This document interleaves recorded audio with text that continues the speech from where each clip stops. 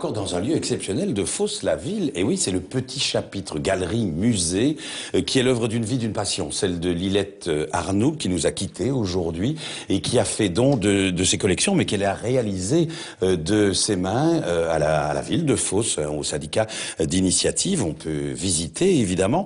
Et ces poupées, il y en avait 900, évoquent de grandes scènes du folklore. Alors c'est bien sûr d'abord le folklore local et puis ça déborde un peu. Les chinelles sont là et ceci, c'est une marche d'entre-Sambre-et-Musée. Il y en a 7 rien que sur le territoire de l'entité fusionnée de Fos-la-Ville et la plus prestigieuse bien sûr, ne serait-ce que par sa périodicité, c'est la marche septennale. Et ça tombe bien parce que 2012, c'est le millésime de la prochaine marche septennale de Fos-la-Ville. Retenez déjà la date, c'est le 30 septembre. Il y a quelques chambres d'hôtes ici dans la région. Nous en avons découvert d'autres grâce à notre partenaire Nest qui nous emmène en Ardennes dans un chalet qui n'est pas très ardennais mais plutôt alpin. C'est à Tenneville. Et si vous aimez les maisons d'hôtes et de caractère, les éditions de l'Octogone viennent de publier la nouvelle édition de leur guide consacré à des maisons d'hôtes en France, en Belgique et aux Pays-Bas. Un reportage de Janine Vieillevoix.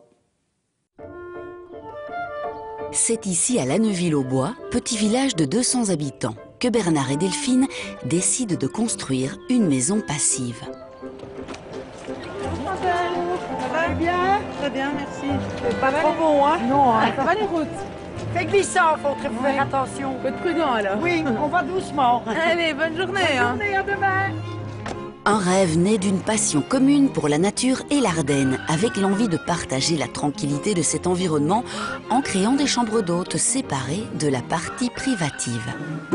Bonjour, vous avez bien dormi? Bonjour. Il était bonne? Très bonne, Élise. C'est-à-dire là, vous avez du café. Je ne sais pas si vous souhaitez du thé ou autre chose. Voilà. Le pain. Tu as goûté, c'est du pain En maison? plus, oui. Il paraît qu'il le fait à la maison et... Ah oui. Ils font tout Délicieux. eux-mêmes, c'est trop gai. Ouais. Qu'est-ce qu'on va faire cet après-midi? On va faire une petite promenade ou... Un petit déjeuner brunch où tout est naturel et fait maison. Et oui, le miel, les confitures, le jus de pomme artisanal. Après les plats de terroir cuisinés avec soin par Bernard, on apprécie la liqueur de prunelle, petit fruit typique de la région. Moi, je suis cuisinier de formation et mon épouse est directrice de maison d'enfants, donc elle s'occupe particulièrement de l'accueil des tout-petits lorsque les parents le souhaitent. Ça, c'est le petit chat, oui. Et ça, c'est le mouton. Comment il fait le mouton? Bé. Et la poule, comment elle fait?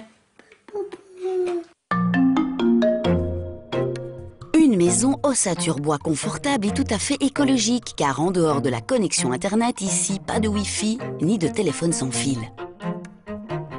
Nous disposons de 4 chambres d'hôtes, dont une suite familiale. Chaque chambre a un thème, donc nous avons choisi de prendre les animaux de la forêt comme thème. Nous avons le chevreuil, le sanglier, le renard et le cerf. Ce qu'on a voulu vraiment, c'est avoir une ambiance de type chalet de montagne, mais avec des matériaux locaux. Tout est en bois. Ce qui est très agréable, c'est qu'on est dans un cadre privilégié et on a l'occasion de temps en temps d'avoir des surprises le matin, comme le week-end dernier, où nos hôtes se sont réveillés avec une harde de 15 cervidés ou des sangliers.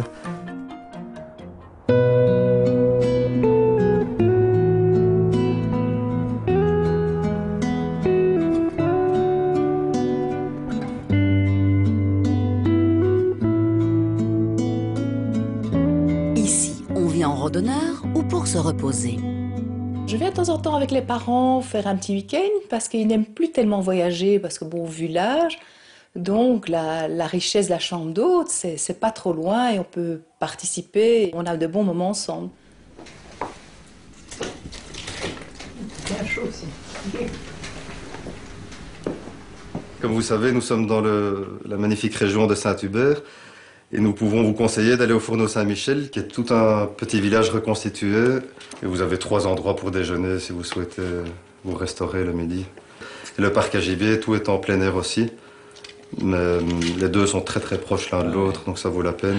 Et alors Saint-Hubert, je ne sais pas si vous connaissez la basilique, qui est quand même Pas très bien. Non. mondialement connue. Ouais, Et, ouais. ça vaut la peine. On n'aura pas assez d'une journée. Il vaut mieux rester une semaine pour profiter.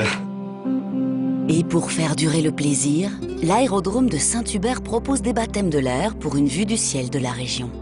On n'a jamais été déçus par les gens qui viennent. Donc on a toujours des gens très agréables, et très ouverts, très différents, mais qui nous apportent autant que ce que nous pouvons leur apporter. Et c'est une richesse énorme. Que de souvenirs et d'anecdotes pour Bernard et Delphine. Nous souhaitons longue vie à leur projet.